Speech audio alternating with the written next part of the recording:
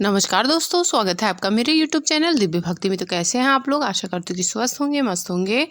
तो आज की वीडियो में मैं आपके लिए लेके आई हूँ, अगर आप किसी कारणवश नवरात्रि का व्रत नहीं रख पा रहे हैं तो इस विधि से पूजा करिए। आपको माता रानी का आशीर्वाद मिलेगा और आपके सभी मनोकामनाएं पूरी होगी। तो वीडियो में अंत तक बनी रहिए। वीडियो अच्छी लगे तो फ्रेंड और फैमिली में ज़रूर शेयर करिए। कुछ ही दिनों में चैत्र नवरात्रि शुरू होने जा रही है। भक्त 9 दिनों तक व्रत रखकर माँ से सुख और समृद्धि की कामना करते हैं। कई ऐसे लोग भी रहते हैं जो किसी भी कारणवश, जैसे कि कोई बीमार है किसी के घर, किसी के छोटे बच्चे हैं, कोई नौकरी पेशा है, तो वो व्रत नहीं कर पाता। अगर आप भी नवरात्रि में व्रत नहीं रख पा रहे हैं तो इस विधि से पूजा अर्चना करें। इससे भक्तों को बराबर फल की प्राप्ति होती है और आपकी हर मनोकामना माता रानी पूरी करेंगे और आपके घर में सुख समृद्धि का वास होगा। नवरात्रि में व्रत नहीं रख पा रहे हैं तो घर में ही कलश रखकर विधि पूर्वक पूजा करें, माँ का ध्यान करें, अनुष्ठान करें। माँ आपको विशेष फल देगी। और नवरात्रि के पहले दिन मध्याह्न में 2:37 तक कलश स्थापना आप कर सकते हैं। इस बार नवरात्रि 8 दिन की होगी।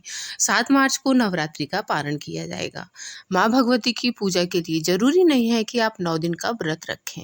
व्रत का अभिप्राय यह है कि आप में भगवती के प्रति कितना समर्पण है, आप कितना आपके अंदर कितना उनके लिए मतलब पूजा भाव है, भक्त श्रद्धा है, आपकी कितनी श्रद्धा है।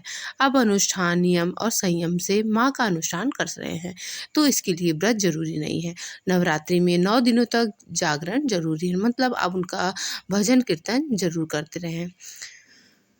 घर में आप विधि पूर्वक माँ का पूजा करें और अनुष्ठान करें और माँ भक्तों के भाव और समर्पण को देखती है। आप अगर पूजा नहीं कर रहे हैं तो आप अखंड ज्योति जला सकते हैं। उसको आप 9 दिन तक उसकी सेवा करें, उसमें तेल देखिए, वो हमेशा 24 घंटा तक जलती रहे। माँ भक्तों के भाव और समर्पण को देखती है, इसलिए भाव से कलश स्थापना करें, पूजा करें। रात्रि में भजन कीर्तन 9 दिन तक आप करें। माँ भक्तों को बराबर का फल देती है, उनकी सभी मनोकामनाएं पूर्ण कर देती है। और अगर आप 9 दिन का व्रत नहीं रख रहे हैं तो आप कन्याओं की भी सेवा कर सकते हैं। इससे भी माता रानी प्रसन्न होती हैं और आपकी सभी मनोकामनाएं पूरी कर देंगी। तो जब तक अगर आप 9 दिन व्रत नहीं रख पा रहे हैं, आपको टाइम नहीं है, तो आप 9 दिन तक नवरात्रि में कन्या पूजन आप कर सकते हैं। इससे माता रानी खुशी होती हैं और आपकी सभी मनोकामनाएं पूरी कर देंगी। और नवरात्रि के 9 दिनों में आप अपने खान-पान का भी विशेष नियंत्रण रखना चाहिए। इस दौरान मांस, मछली, मंदिरा, लहसुन, प्याज जैसी चीज़ों का उपयोग बिल्कुल ना करें। अगर आपके घर में कोई भी व्रत ना हो तो भी आप 9 दिन तक लहसुन, प्याज और मांस, मच्छी ये सब चीज़ें ना खाएँ। सात्विक और शुद्ध आहार ग्रहण करें। इससे भी माता रानी आप पर अपनी कृपा बरसाएँगी। और देवी माँ की पूजा शांति, श्रद्धा और प्रेम के साथ की जानी चाहिए। नवरात्रि के दिनों में घर में कलह और झगड़े, लड़ाई आपको नहीं करना चाहिए। इससे माता रानी प्रसन्न होती हैं और आपको व्रत ना रखने पर भी माता रानी आप पर अपनी कृपा बनाए रखेंगी। तो इसलिए 9 दिनों तक घर में कोई भी लड़ाई झगड़ा ना करें। देवी पुराण में उल्लिखित है कि माँ भगवती उन्हीं की पूजा अर्चना स्वीकार करती हैं जो नारी का पूरा आदर सम्मान करता है। नारी की इज्जत करने वालों से माँ लक्ष्मी सदा प्रसन्न रहती हैं। तो इन 9 दिनों में आप कन्या पूजन कर रहे हैं तो आपको ये ध्यान रखना होगा कि आप किसी भी नारी का अपमानित नहीं करें।